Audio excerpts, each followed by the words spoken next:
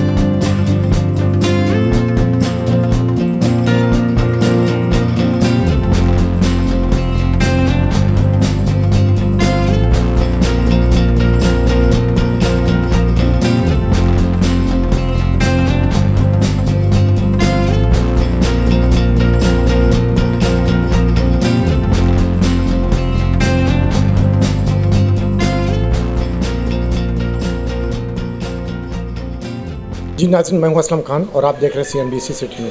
اس وقت میں موجود ہوں حاجی عبدالرزاق اگر صاحب کے گھر پہ، جہاں پہ صدر پاکستان آصف علی زرداری کی سالگرہ کا کیک کاٹا گیا۔ تو بہت ہی سینئر رہنما وقار مہندی صاحب اور کافی جالے یہاں پہ موجود ہیں۔ آئیے پوچھتا ہوں کہ کیا کہیں گے آج اس کے حوالے سے۔ تو ہمارے ساتھ خالد صاحب بھی بہت ہی سینئر خالد صاحب پاکستان پیپلز پارٹی کے بہت پرانے جالے ہیں۔ تو آئیے پوچھتا ہوں کیا کہیں گے آج اس کے حوالے سے جو حاجی عبدالرزاق صاحب نے جو یہاں پہ محفل کو سجایا ہے۔ آئیے چلتا ہوں اور آپ کی گفتگو کراتا ہوں کہ کیا کہیں گے۔ سر کیا کہیں گے جو حاجی صاحب نے آج یہاں پہ محفل کو سجایا ہے، آصف علی زرداری صاحب کا سالگرہ کیک کاٹا، تو کیا پیغام دیں گے ہماری پاکستانی قوم کو اور پاکستان پیپلز پارٹی کو؟ بھائی میں تو یہ کہ حاجی صاحب ماشاءاللہ آپ کو پتہ ہے کہ شہر کے معروف ترین بزنس مین ہیں۔ بزنس کمیونٹی کے علاوہ سے ہمارے میمن برادری اور میمن فیڈریشن کے حوالے سے، ایک سوشل کمیونٹی کے حوالے سے ایک بہت بڑا نام ہے۔ اسی طرح پیپلز پارٹی سے بھی ان کا بہت دیرینہ تعلق ہے۔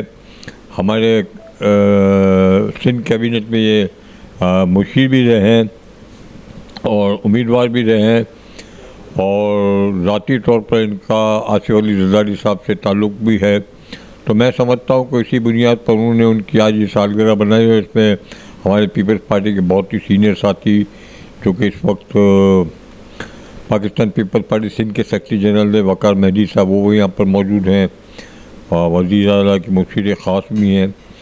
تو بہرحال پیپلز پارٹی کا تو ایک ہی ایم اور آبجیکٹو ہے عوام کی خدمت کرنا، اور اس وقت صدر مملکت آصف علی زرداری خان جیسے کہ آپ جانتے ہیں کہ ان کا پچھلا ٹینیور اگر آپ نے دیکھا ہو کہ مفاہمت کی سیاست ہو، کہ آپ ایسا کام کریں کہ ملک میں افراتفری نہ ہو، عوام کے مسائل جو ہیں باہمی افہام تفہیم کے ساتھ حل ہوں، اور جو مسائل ہیں وہ نظر آ رہے ہیں ان کو حل کیا جائے۔ تو میرا خیال ہے کہ اس دفعہ بھی کچھ اسی طرح کی سیاست کو لے کے چل رہے ہیں، اور آج جو ملک کے حالات ہیں، خاص طور پر معاشی طور پر جس بدحالی کا ہم شکار ہیں، تو اس میں انہوں نے پچھلے دنوں بزنس کمیٹی کے لیڈران کو بھی بلایا تھا۔ غالباً ہمارے عبدالرزاق اگر صاحب اس میٹنگ میں اس لیے اٹینڈ نہیں کر سکے کہ آپ کو پتہ کہ ان کی سرجری ہوئی تھی اور انہوں نے امپلانٹ لگایا ہوا ہے، تو اس وجہ سے وہ اٹینڈ نہیں کرتا، ورنہ وہ عموماً بزنس کا ریلیٹڈ میٹنگ کو وہ اٹینڈ کرتے رہتے ہیں۔ تو یہ ہے کہ ہم ان چیزوں کو لے کے دیکھ رہے ہیں، تو ہم سمجھتے ہیں کہ آصف زرداری ہو، پیپلز پارٹی ہو، ہمارے چیئرمین بلاول بھٹو، ان کا ویژن بالکل صاف اور کلیئر ہے کہ وہ ہمیشہ ایک ہی نعرہ کرتے ہیں، حکومت نہیں خدمت، حکومت نہیں عوام کی فلاح، حکومت نہیں عوام کی خدمت عوام کے دروازے پہ۔ وہ ہمارے چیئرمین بلاول بھٹو کا نعرہ اور اسی طرح کے آصف زرداری کا نعرہ ہے کہ مفاہمت کی شاطر ہو تاکہ ملک جو ہے وہ ترقی کرو، ملک میں افراتفری نہ ہو۔ ناظرین، یہ تھے بہت ہی سینئر رہنما۔ آئیے اب چلتا ہوں باقار مہندی صاحب کی طرف اور پوچھتا ہوں کہ کیا پیغام دیں گے جس طریقے سے حاجی عبدالرزاق صاحب اس طریقے چاہے بلاول بھٹو صاحب کی سالگرہ ہو یا محترمہ کی ہو، یہ اس طریقے کی محفل سجاتے رہتے ہیں، تو آئیے پوچھتا ہوں کیا کہیں گے۔ السلام علیکم سر۔ جی وعلیکم السلام۔ سر کیا پیغام دیں گے؟ آج صدر پاکستان آصف علی زرداری صاحب کے لیے سالگرہ کا کیک کاٹا گیا، حاجی صاحب جی بسم اللہ الرحمن الرحیم۔ پاکستان پیپلز پارٹی کے کارکنوں نے پورے پاکستان کے اندر آصف علی زرداری کی 69ویں سالگرہ بہت ہی جوش و خروش کے ساتھ منائی ہے۔ ان کو اللہ کا شکر ہے 69 سال ان کو ہو گئے، اور اس دوران ان کی جو آدھی زندگی ہے وہ آپ ہی سمجھیں کہ وہ 30 سال پہ سے زیادہ پہ مشتمل ہے۔ وہ جیلوں میں گزری، صحبتوں میں گزری، جد و جہد میں گزری، اور محترمہ بے نظیر بھٹو کی شہادت کے بعد جس طرح سے انہوں نے پارٹی کو سنبھالا، اس ملک کو بچایا، پاکستان کھپے کا نعرہ لگایا، اور آصف علی زرداری نے اپنے آپ کو سیاست کا ہیرو بنوایا۔ آج سیاست ان کے گرد گھومتی ہے، اور آصف زرداری صاحب جس طرح سے ملک کی تعمیر و ترقی کے لیے خدمات انجام دے رہے ہیں، وہ اس کی مثال آپ ہے، کیونکہ محترمہ کے بعد جس طرح سے انہوں نے ملک کی خدمت کے لیے، کیونکہ وہ خود کو اپنے آپ کو محترمہ بے نظیر بھٹو کا شاگرد کہتے ہیں اور وہ ان کی استاد تھیں۔ آج یہاں حاجی عبدالرزاق اگر صاحب ہمارے پارٹی کے بڑے سینئر دوست ہیں، یہ وزیر اعلیٰ سندھ کے معاون خصوصی بھی رہے اور پیپلز بزنس فورم کراچی کے صدر بھی رہے، دیرینہ تعلق ہے ان کا پارٹی کے ساتھ، اور ہمارے بھائی ہیں۔ آج انہوں نے اپنے گھر پہ یہ تقریب یہاں رکھی ہے، دوست یہاں جمع ہیں سارے پارٹی کے، اور یہ تقریب بہت اوور ڈیو تھی، کافی دنوں سے یہ کرنا چاہ رہے تھے، لیکن میری مصروفیات تھی جس کی وجہ سے یہ اتنے ڈیلے ہو گیا۔ سر یہ تو ساری چیزیں ہو گئیں اور یقیناً آپ نے کام کیا، جو ہر چیز سامنے ہے، جو نہیں کیا وہ بھی سامنے ہے۔ آپ بڑے پرانے جائلے ہیں، بڑے دور دیکھے آپ نے، لیکن حاجی عبدالرزاق کی اگر ہم بات کریں، یہ بھی بہت پرانے اور آپ کے دوست بھی آپ نے کہا، لیکن ان کو پیچھے کیوں رکھا گیا؟ کیونکہ ان کو ابھی تک کوئی سیٹ نہیں دی گئی، ان سے جو الیکشن میں کھڑا کیا گیا وہ بھی انہیں بٹھا دیا گیا، اس میں کتنی حقیقت ہے؟ کیا کوئی سیٹ ان کے دینے کی امید ہے؟ کیونکہ آپ تو پرانے، آپ تو بہتر جانتے ہیں۔ جی حاجی صاحب کا بالکل نام تھا PS 109 میں، لیکن ہماری لیڈرشپ کے ساتھ جمعیت علماء پاکستان کا ایک معاہدہ ہو گیا، جس میں ان کو ہمیں ایک صوبائی اسمبلی میں سیٹ اور ایک قومی اسمبلی میں سیٹ دینا پڑی۔ رزاق سانگانی صاحب کو انہوں نے دیا تھا کہ ان کو، تو وہی لیڈرشپ کے درمیان ایک فیصلہ ہوا تھا جس کی بنیاد پہ حاجی عبدالرزاق کو وہ سیٹ نہیں مل سکی۔ رزاق صاحب ہمارے ساتھی ہیں، ساتھ ہیں، اور انشاءاللہ بہت جلد آپ دیکھیں گے کہ ان کو کسی نہ کسی پوزیشن پہ پارٹی کی ہم انشاءاللہ ان کو لے کے آئیں گے، کیونکہ یہ بڑے صلاحیت کے مالک ہیں، کیونکہ بزنس کمیٹی کی معروف شخصیت ہے، سماجی شخصیت ہیں، سیاسی شخصیت ہیں، اور بزنس کمیٹی میں ان کا بہت کام ہے اور ان کی سب عزت کرتے ہیں۔ اور ہمارا پیپلز پارٹی کا اور بزنس کمیٹی کے درمیان برج کا کردار بھی انہیں نے ادا کیا، چاہے وہ محترمہ بے نظیر بھٹو شہید کا دور تھا یا ابھی کا دور تھا، تو انہیں بڑا برج کا کردار ادا کیا ہے، اور ہمارے بزنس کمیٹی میں ہمارے روٹس بھی کافی انہیں نے وہاں پہ مستحکم کیے ہیں۔ لیکن ایک چیز حاجی تم دیکھا میں نے، کیونکہ آپ کی بھی ایک عمر ہے، انہوں نے بھی ایک عمر گزاری ہے۔ اگر میں دیکھوں پاکستان میں 25 سال کی میری اپنی صحافت کے اگر میں تجربے کے کہوں کہ میں نے ایک آپ کے اندر، آپ یہ نہیں کہ آپ سامنے کھڑے تو میں آپ کی تعریف کر رہا ہوں، میں نے رات کے 12 بجے فون کیا تو آپ نے اس فون کو پک کیا، یہی چیز ہم نے حاجی صاحب کے اندر دیکھی، جب کرو تو یہ پک کرتے ہیں، لیکن دوسرے لوگ یہ چیز نہیں ہے۔ تو میرا کہنا یہ کہ حاجی صاحب کو بھی کچھ نہ کچھ تو دیں، کیونکہ ان سے کچھ سیکھیں۔ اس سے پہلے میں نے ان کا یہ انٹرویو کیا تھا، ان کا جب ایکسیڈنٹ ہوا تو کوئی بھی مرکزی رہنما نہیں آیا، آپ لوگ تو دوستی کو اس پہ آئے، تو ان کو اتنا پیچھے کیوں رکھا گیا؟ کیونکہ ہمیشہ پاکستان پیپلز پارٹی تو جالوں کے اوپر چلتی ہے، تو کیوں ایسا رہا؟ حاجی صاحب کا جب ایکسیڈنٹ ہوا، یہ آغا خان میں داخل تھے، تو اس زمانے میں سعید غنی صاحب بھی وہاں داخل تھے، اس طرح دونوں لیڈر وہیں داخل تھے، تو میں گیا تھا ان کو ملنے کے لیے، اور میں بعد میں بھی ان کے بعد آتا جاتا رہا ہوں، ہمارے بھائی بھی ہیں، دوست بھی ہیں، ہمارے بزنس کمیٹی کے لیڈر بھی ہیں، تو انشاءاللہ ساری لیڈرشپ ان کا بڑا احترام کرتی ہے۔ یہ اپنے اس ایکسیڈنٹ سے پہلے آصف زرداری صاحب سے نواب شاہ میں ملاقات بھی انہوں نے کی تھی، وہ بھی ان کو اچھی طرح جانتے ہیں، اور ان کے سب سے پرانے جو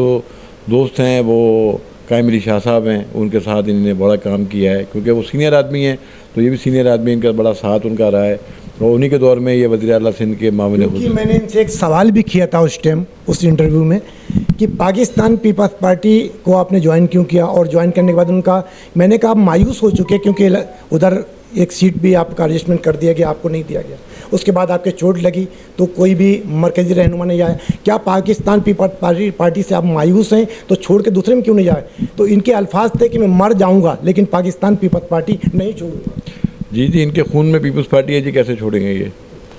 इनके तो नस नस में पार्टी है, इनकी हर सांस से पीपल्स पार्टी का जिए भुट्टो का नारा निकलता है, तो ये कहाँ छोड़ेंगे? तो ये हमारे जियाले हैं, ये हमारे मजबूत पिलर हैं पाकिस्तान पीपल्स पार्टी का। तो ये तो बिल्कुल नहीं ऐसा सोच सकते, ना कभी ये ऐसा सोच, ना किसी के वरगलाने में ये आएंगे, ना किसी के बहकावे में ये आएंगे।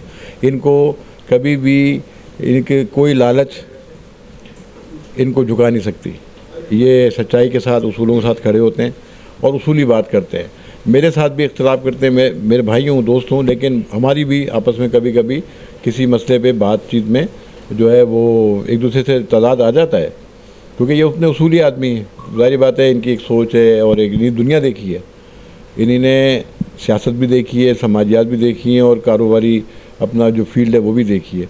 तो ये बहुत ही कहना चाहिए कि मेहनती आदमी है, डाउन टू अर्थ आदमी है, गरीब परवर आदमी है, लोगों की बंदमुट्ठी से मदद करते हैं। ज़ाहिर बात है इन जैसे कहते हैं ना, हमारे बॉडी का एक हिस्सा चला जाए तो दुख होता है, इस तरह से इनकी को भी वही दुख है, वही दुख हमारी पार्टी को भी सबको है।